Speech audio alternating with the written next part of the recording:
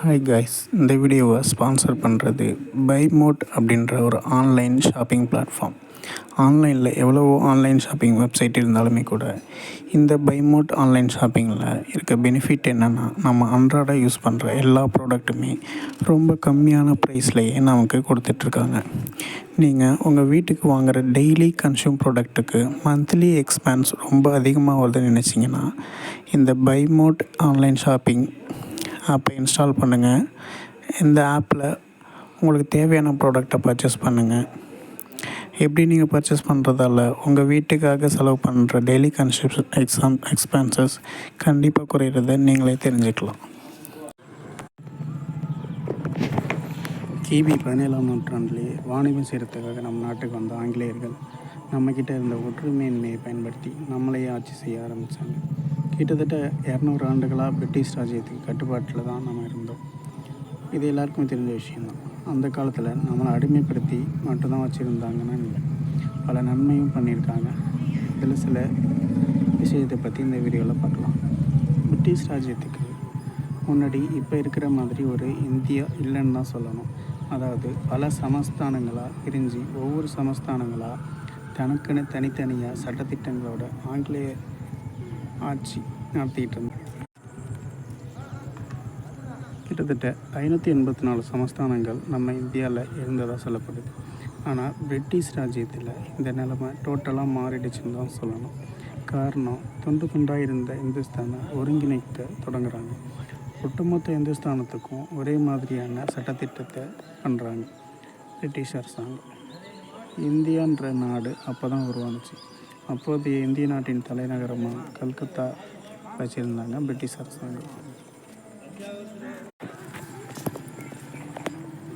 இந்தியான்ற நாடும் அப்போ தான் உருவாச்சு.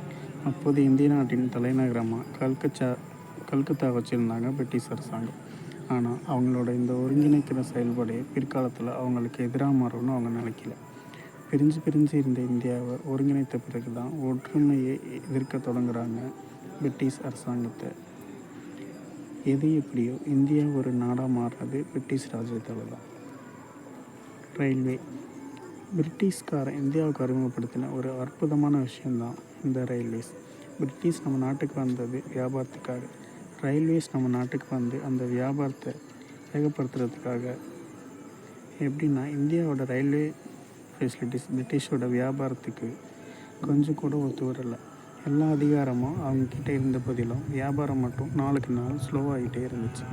வியாபாரத்தில் இருந்த மந்த நிலையை மாற்றியாக வேணுன்ற கட்டாயத்துக்கு தள்ளப்பட்ட போது தான் இந்தியா ரயில் போக்குவரத்தை இன்ட்ரடியூஸ் பண்ணி கூட்ஸ் ட்ரெயின்ஸ் மூலமாக தங்களோட வாணிபத்தை வேகப்படுத்தினாங்க பிரிட்டிஷ் அரசாங்கம்.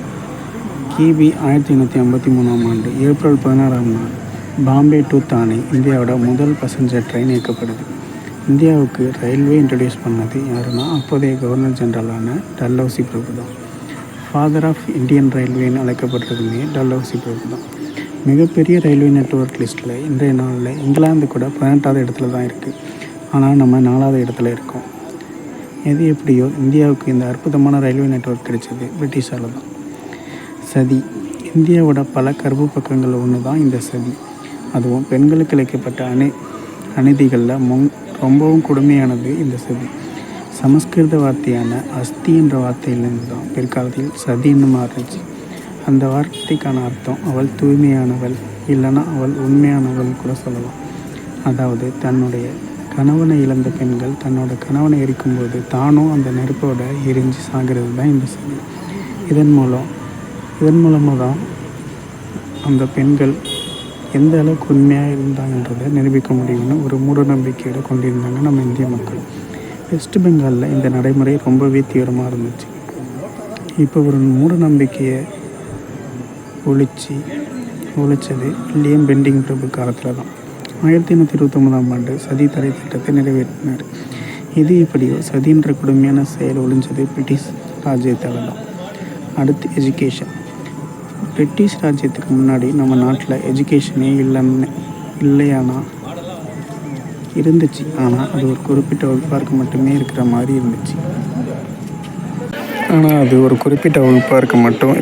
இருந்துச்சு. அதை மாற்றி இந்தியாவில் உள்ள எல்லாருக்கும் எஜுகேஷன் கிடைக்கிற மாதிரி பண்ணது பிரிட்டிஷ் தான். ஏன்னா இந்தியா ஃபுல்லாக கிறிஸ்தவ மதத்தை வளர்க்கணுன்றது தான் பிரிட்டிஷோட எண்ணம். ஆனால் அவங்க எண்ணம் ஒன்று நிறைவேறலைன்னு தான் சொல்லணும். கிறிஸ்தவத்தோட வந்த எஜுகேஷன் இந்தியா ஃபுல்லாக பரவணுச்சே தவிர கிறிஸ்தவம் அவங்க நினச்ச அளவுக்கு பரவலை. பிரிட்டிஷ் ராஜ்யத்தில் நமக்கு கிடைச்ச மிகப்பெரிய பொக்கிஷன்னா அது இங்கிலீஷ் லாங்குவேஜ் தான். உலகத்தில் எந்த ஒரு சூழ்நிலையிலையும் போட்டியிலையும் நம்ம காப்பாற்றிக்கிற ஆயுதமாக இருக்கிறது இந்த இங்கிலீஷ் தான். இதிலேருந்து நம்ம தெரிஞ்சுக்கிறது என்னென்னா, பிரிட்டிஷ் நம்மளை என்ன தான் அடிமைப்படுத்தி ஆட்சி பண்ணியிருந்தாலும் பிரிட்டிஷ் நமக்கு ஒரு சில நன்மைகளும் பண்ணியிருக்காங்கன்றதை தெரிவிக்க தான் இந்த வீடியோ. நன்றி.